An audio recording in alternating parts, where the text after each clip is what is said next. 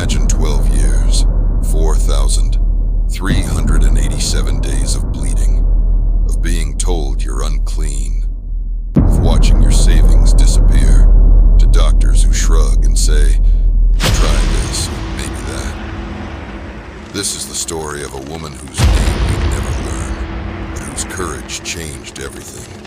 Let's dive in and do remember to subscribe.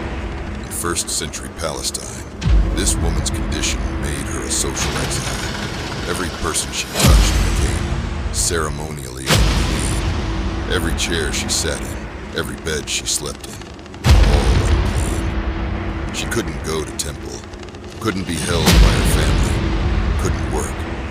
The religious leaders had given up on her. The doctors had given up on her. Society had given up on her. But she hadn't given up on herself. When she heard Jesus was coming through town, something stirred inside her. Not hope exactly.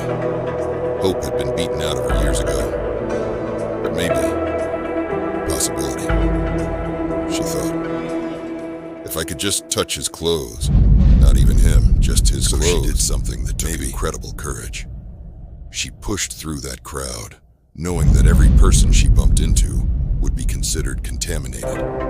She risked public humiliation, maybe even arrest. And in one desperate moment, she reached out and touched the edge of his robe. Immediately, she felt it. The bleeding stopped.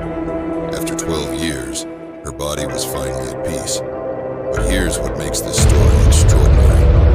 Jesus felt power leave him. He turned and asked, "Who touched me?"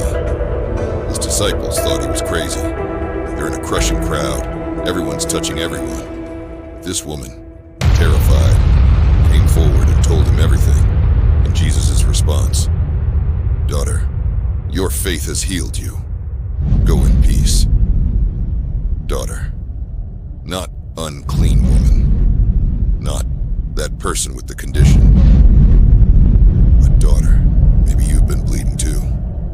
Not physically, but emotionally. Spiritually.